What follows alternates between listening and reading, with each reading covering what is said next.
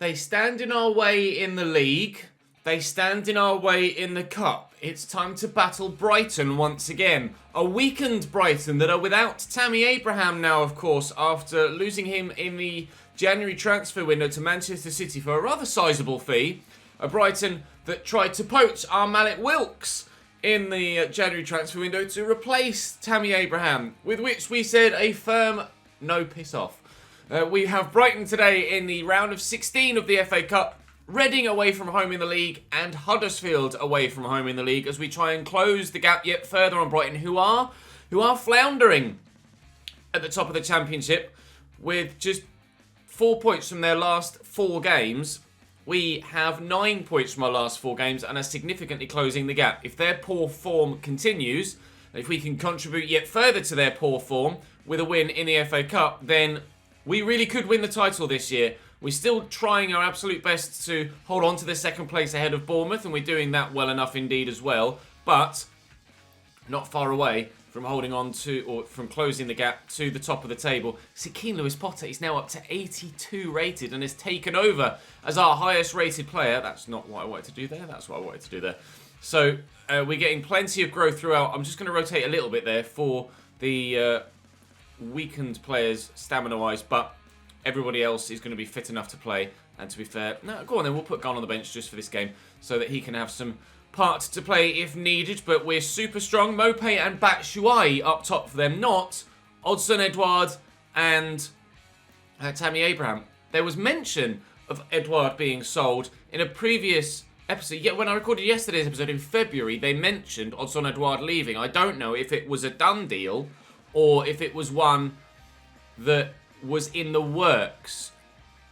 So Odsonne-Edouard may well be on their bench, or they might have sold him as well.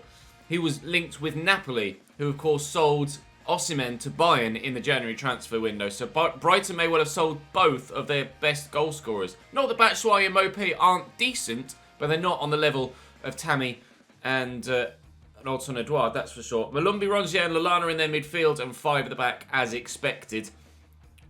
We know we can beat Brighton, as per the last game we played them in the league. Previously, I would have been very apprehensive about this game, but actually, the form that we're in and the form that they're in, and our most recent fixture against them, means that I'm hoping we can win this and avoid a replay at least. Do drop the video a like if you're continuing to enjoy this series. We're going to play out the end of the season and have 3 games per episode all the way to the end of the season and not sim anymore. So our fate will be solely decided by us, as it was last year. It didn't go to plan last year, but I'm hoping this year it will. Drop the video a like, subscribe if you haven't so you don't miss out on the rest of this season, or of course what will hopefully be our first season at Premier League level in Season 4. Let's go and play Brighton. Malumbi. Obvious ball out to Mopé again. Nods it in front of him well. Oh, destroys one defender and stare you with a brilliant block to stop them from taking the lead. Neal Mopé trying to earn that first team spot back again. Oh. And being a very tricky little man in creating chances here for Brighton.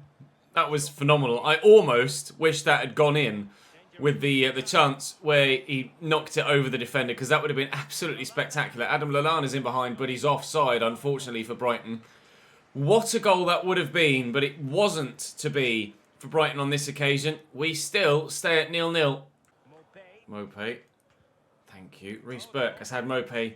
Other than the one moment that I'm sure you'll remember, Reece Burke has had Mopé in his back pocket. He just escaped once and made an absolute fool of him. But since then, Reece Burke has stood solidly firm and kept Neal Mopé at bay. God, a number of blue and white shirts forward here, and I just don't know which way they're going to go. Mopé finds Batshuayi and they lead. I backed off Mopé, trying to figure out where he was going to go before I committed to a challenge so I didn't draw defenders out of position. And in the end, we just backed off so much so that there's just so much movement there. Every defender is trying to track a different run. And in the end, it's Batshuayi that just kind of almost stands there moving the least that gets the ball fired into him. And Brighton have a 1-0 lead at the beginning of the second half. We are yet to really cause their goalkeeper many problems at all.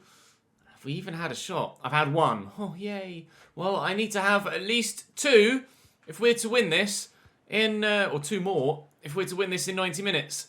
Otherwise, It may well be extra time here.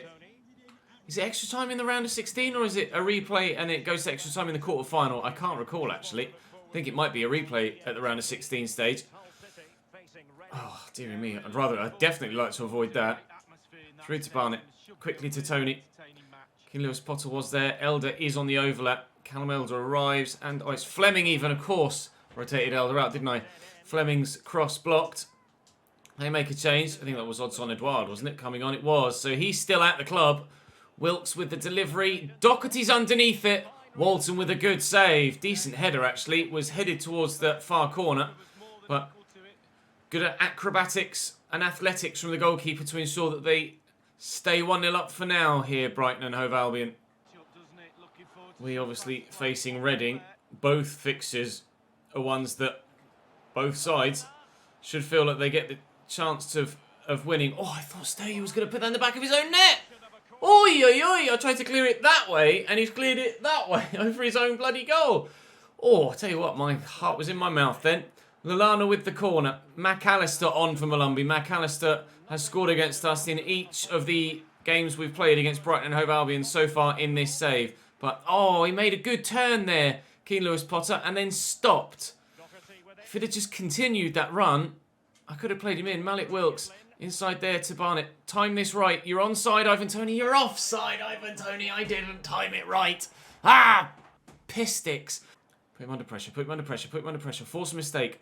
Force a mistake. Ah, they're so calm and composed at the back, Brighton.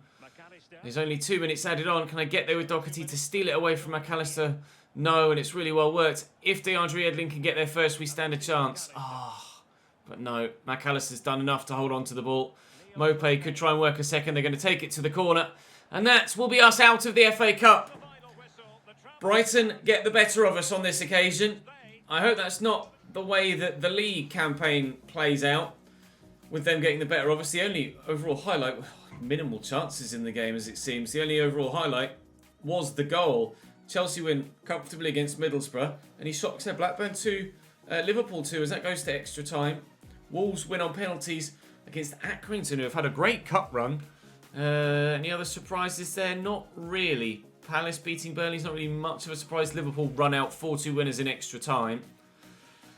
As you would have expected in most games, and to be fair, you perhaps have expected Brighton to win that game. The gap is 10 points at the top. An offer for Honeyman from Salzburg. I'm in a position where I kind of have to sell him because I can't offer him a new contract like the board want me to, and he wants to leave even though he's supposedly happy with his contract.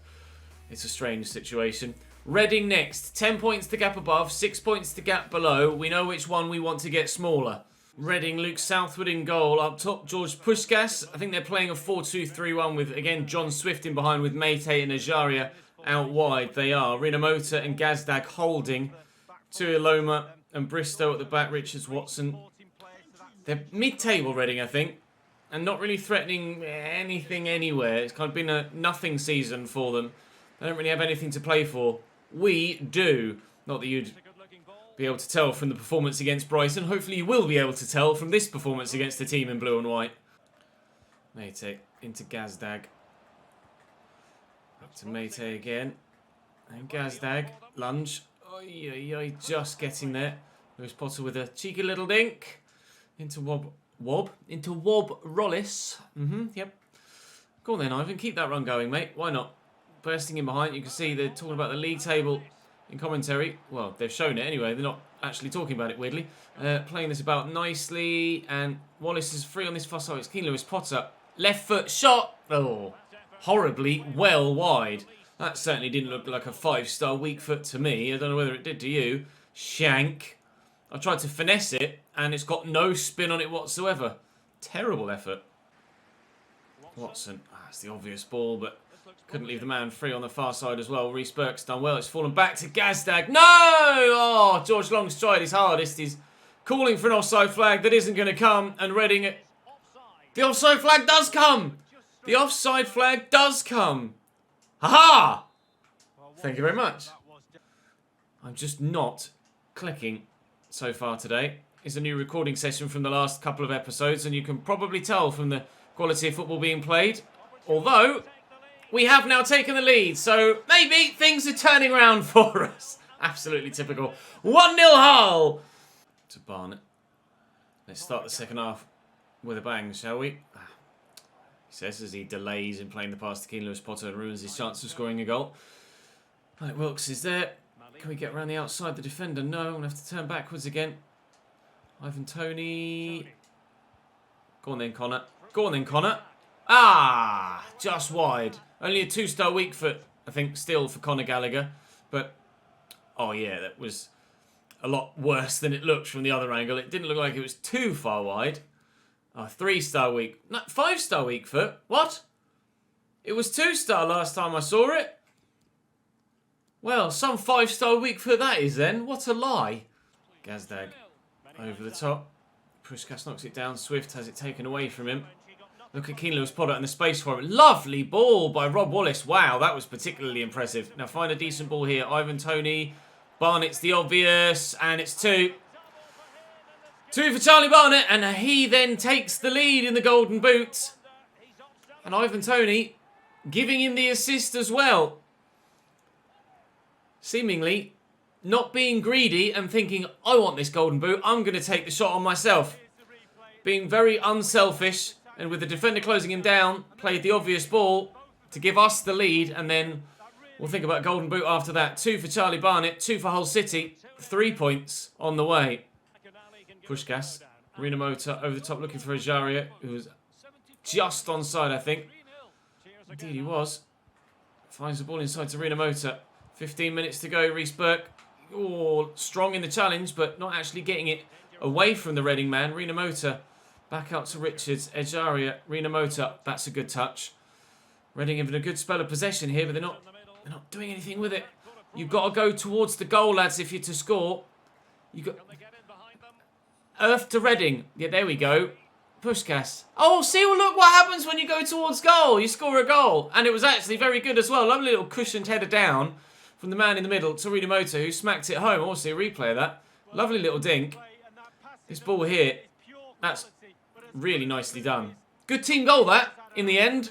Took its while in coming, but good team goal in the end. Fair play. 10 minutes to go, 2-1. We're starting to get a little bit wary, but we can make some substitutions, and there's plenty of time between now and the next games. We don't have to worry about players being short on stamina.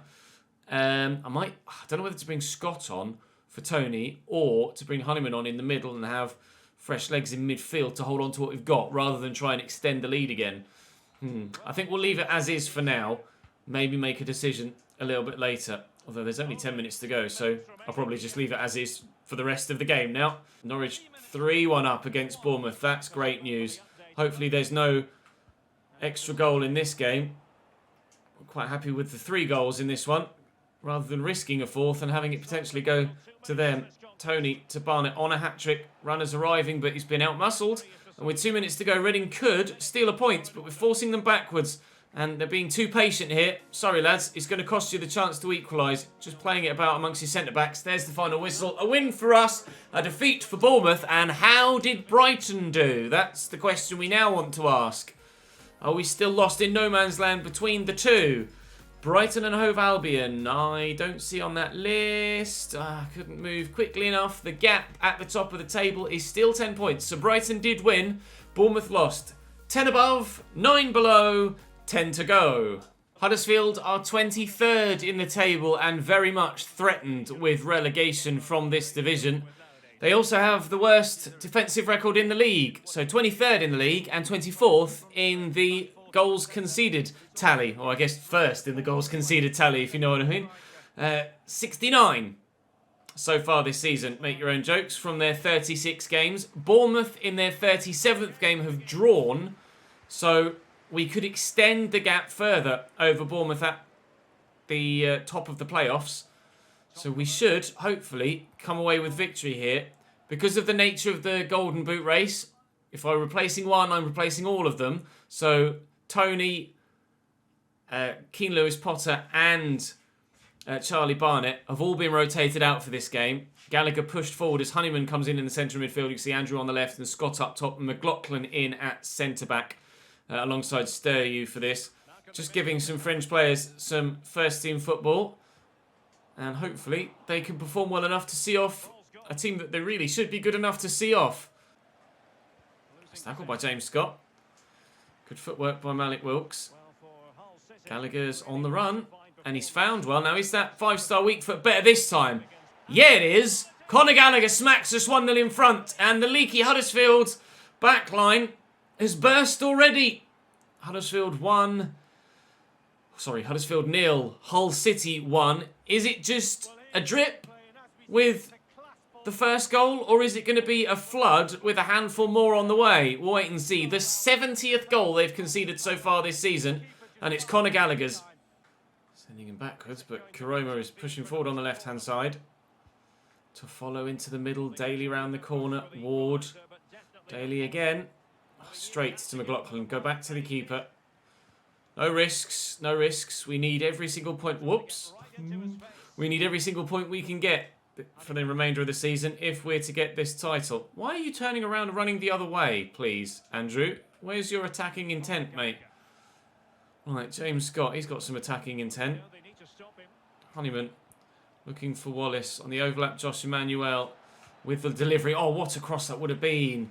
If it had beaten the first man, it was really dangerous and the keeper would have been caught in no man's land between the ball and the goal line. Daly. Oh, hello. That's a ping and a half. And now they're in on the other side. Mbenza. Back to Pippa. Forward to Mbenza again. Is he onside? Yeah, he is. Cross to come in, maybe. Got good strength. We're not going to be out-muscling him, that's for sure. Pippa, where's he going? Backwards again. Okay. Fair enough. Oh. Oh, hello. It worked. Daly. Oh, I've missed the ball. Daly's going to score. Daly has scored. Huddersfield 1, Hull City 1. Little bit hasty in defence there, as I was just getting a bit frustrated at the way they'd been keeping it away from me. Lunged in there, and he spun me well, and it's a good finish. Right. Back to the drawing board. Cross to Wallace. And Emmanuel. Inside nicely to Wallace and Scott. I'm going to have to try and pray that they have that leaky defence because we've only got the one so far. And with them pulling that back level, oh, maybe that's why they've got the leaky defence. If they're just throwing themselves into challenges like that. That was really poor defending. Unfortunately, because I didn't expect something quite that radical, I wasn't really prepared to try and build from there. Wallace into Scott. Can he find the space? He's trying. He's not got the quickness of feet, though, to get that turn in. Here's Wallace. Ah, well blocked. Just sheer numbers back there for Huddersfield working for them on this occasion rather than actual defensive talent. That's a nice ball over. And Jonathan Hogg plays the ball through the middle to Daly. Here's Karoma.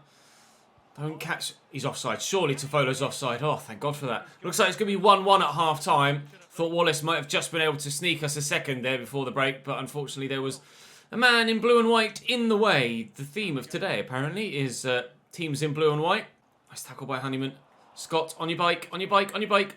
There's no point pointing left and running right. That doesn't help me at all, does it? Malik Wilks in the box.